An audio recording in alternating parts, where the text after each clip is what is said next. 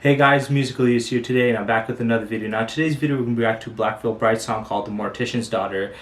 This album has been quite interesting. The last song I reacted to was Knives and Pens, their most popular song on this album. I had a little bit of a problem with the original, but I did like the newer version. So I'm guessing, I wonder if the newer one's going to be better than this one. For right now, I think the newer one that they redone was the production and the work is a lot better, and it should be since they've evolved and years have passed since this album to that album. But this name for this album, this song is actually pretty interesting. The Mortician's Daughter is got me a little intrigued, so I want to know more about it. But yeah, that's it for it. So let's get into the video.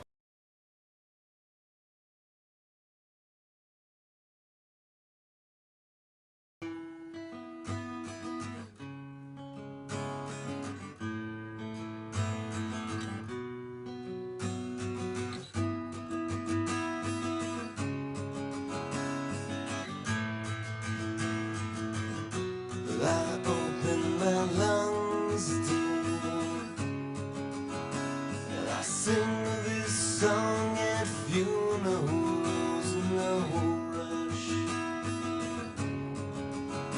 And these lyrics heard 1,000 times just blush. Oh, baby boy, you felt so tight with this painted visits almost nightly.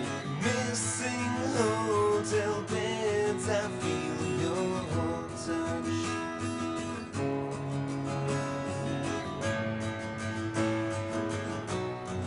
I will wait, a patient of eternity, my crush. A universal still, no rust.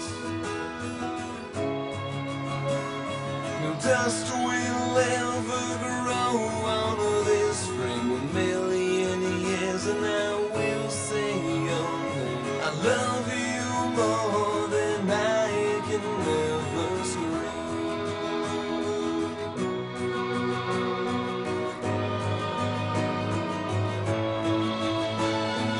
Booked our flight those years ago. I said I loved you as I left you. Regret still.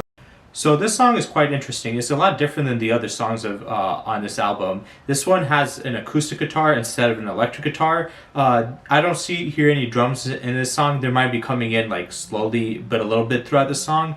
But yeah, there was no electric guitar. There was no heavy riffs. It was just a nice gentle acoustic guitar, and I can hear a bit of violins in the background playing.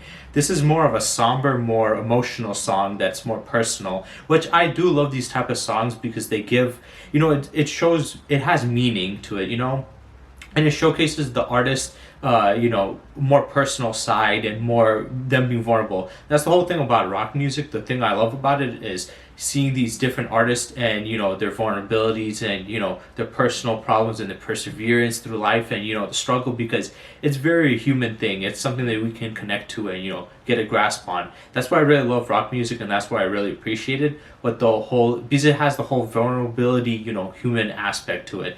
This song is a nice, beautiful one. It seems more like a love song. He's singing to Mortician's daughter. I don't know why it was titled that, but it's quite interesting. It's more of a love song, and it's more somber, more gentle. It's an acoustic guitar, which is more like soothing, and it's more of a quieter string playing. So yeah, I think this one's interesting. Out of this entire album, this is the most unique and different. I definitely want to see how they're going to handle it in the newer version, but yeah, I'm really liking this, and his vocals are doing really great. Like I said, he has great vocals. The only thing is sometimes he doesn't put enough power emphasis into it, but in this song it works very well because he's singing very beautifully. He's singing very calm and cool and tranquil with his vocals. So I love his vocals on this one. Even though this is his older album, his vocals on this one still seems like top notch. So I really like this vocals. I think this is the style of like vocalistically singing that he should have, where it's he has power into it. It makes you feel some type of emotion. So yeah, I'm gonna be honest. I really like this song. It might be my favorite song from this album. But who knows? We still got a couple of others to listen to before we done with this one. On my hollow head, but I promise to you that I will see you again.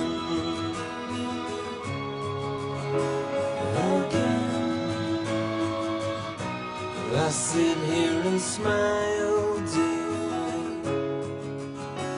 I smile because I think of you and I blush. These bleeding hollow dials, this fuss. A fuss is made of miles and travel. The roadways are but stones and gravel. A bleeding heart can conquer every crush.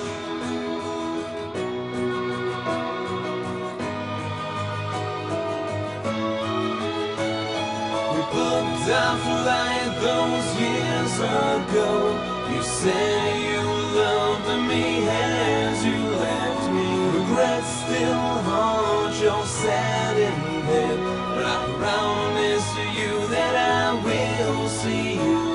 We booked our flight those years ago. I said I loved you as I left you. Regrets no longer in my head, but I promise to you, and now I'm home again. I'm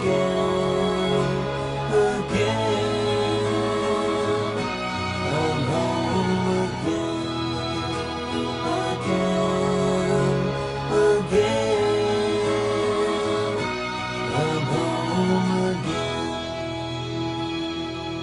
So that was Black Veil Bride's song called "The Mortician's Daughter." I really liked it. It was a really nice, beautiful, soothing, calm song. It was definitely different than the rest of the songs on this album, so that definitely helped it out more, where it's more unique, but it's also very personal. It's very emotional. It's vulnerable. It's just a really good, beautiful song. I really like this one. It surprised me, and it really. I guess you could say it took my breath away. It was really a nice song. And the message behind it was like, he loved a girl and he said, I love you, but he still left her. Maybe it's because, he went to do, his thing as being a musician. Because, sometimes people, even if they like somebody or care about somebody, there's something in their life that they, care about a lot. That's why a lot of marriages end, because one partner or the other or both, usually have a job or a career that they really love or are passionate about, and they can get lost in their work and sometimes, leave the person with them behind, and it could end up. So I guess that's what happened with him. He wanted to do his music, or he loved her, but he also had a passion for his music and he had to kind of leave her. So yeah, but that's quite sweet. I want to see the new version now. I want to see how he's going to do it, because I really like this. Hopefully the style isn't too much different. It's just like, a better version of it, which I don't know how he's going to do that, because this one's a really good one. So yeah, let's get into that soon.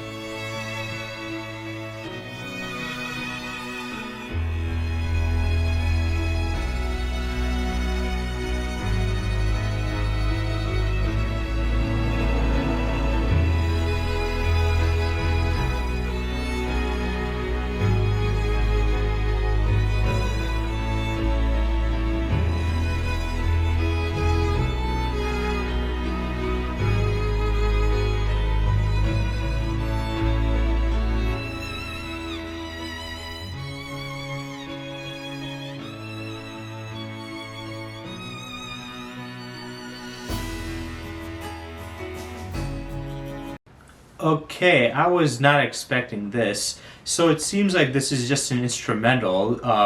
It started off very differently because that song started off with an acoustic guitar. This one started off with a piano. And they had violins in that one, but it was more like softer in the background. This one, they had the violin more out in the front. You can hear more like vibrations and reverberations from the violin itself. And you gotta right at this point we're like halfway through, and the guitar came in a little bit with instrumentals in it. So yeah, the instruments they're using is different. The tune sounds the same still, but it just sounds a little bit different since they're using different ones like a piano. But it's just instrumentals. I don't hear no singing because we're only halfway through the song, almost like actually two thirds of the song in, and there hasn't been any singing. So I'm assuming there's not going to be any. I wonder why they went with this direction instead of having any singing. Just keep on making it pure instrumentals. There might be one that does have it that's not instrumentals. I can go, if there is, I'm not going to try to waste my time to try to check it, but if there is, just, give me a suggestion, in the comment section of that's the case, or if not, that this is the only one. But it's interesting, but yeah, I didn't expect them to do, this or, do it this way. So I'm kind of surprised. The instrumentals are very good. They sound nice. It sounds nice with the acoustic guitar with a little bit of violin in the background. And it sounds nice with the piano and the violin in the front and, a bit of the guitar in it. Also, I noticed that this one was shorter than that one. That one was a little bit over 4 minutes long. This one is only 3 minutes and a half long. But it seems like there's not going to be any singing. So, yeah.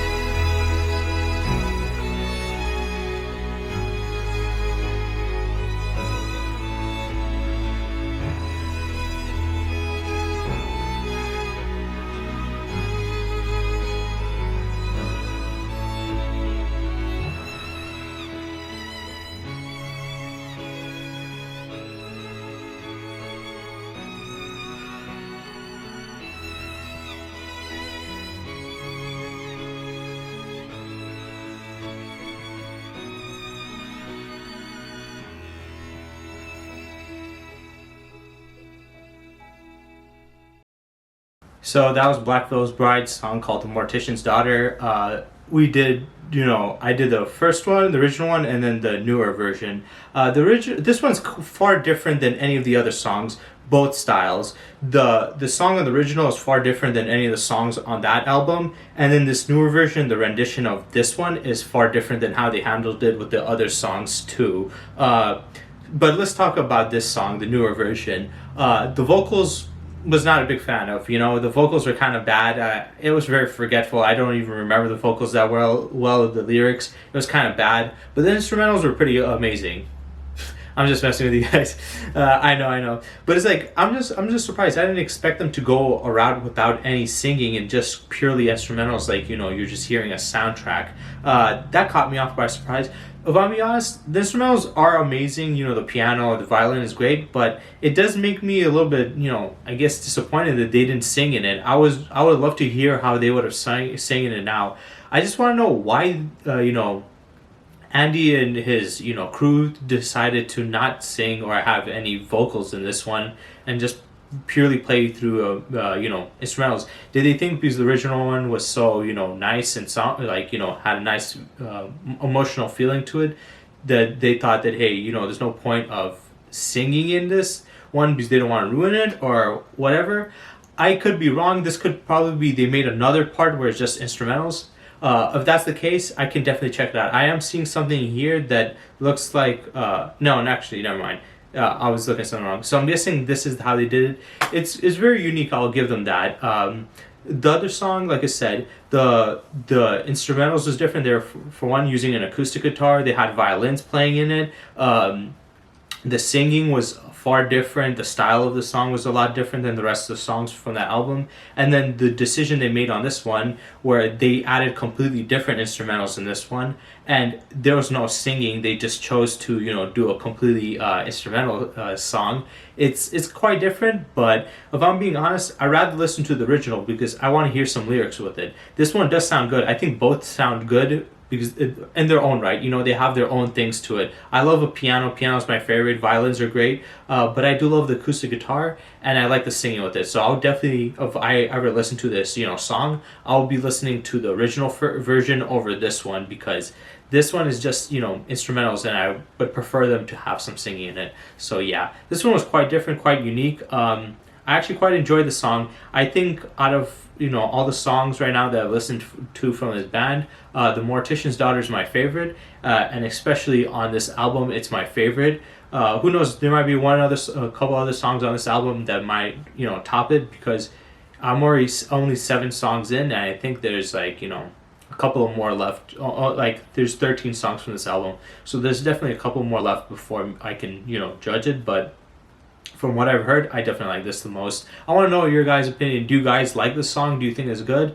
Personally, I haven't heard too much about it. I'm going to consider this as you know, an underrated classic. So yeah, this is a great song. I hope you guys enjoyed, and stay tuned for next time.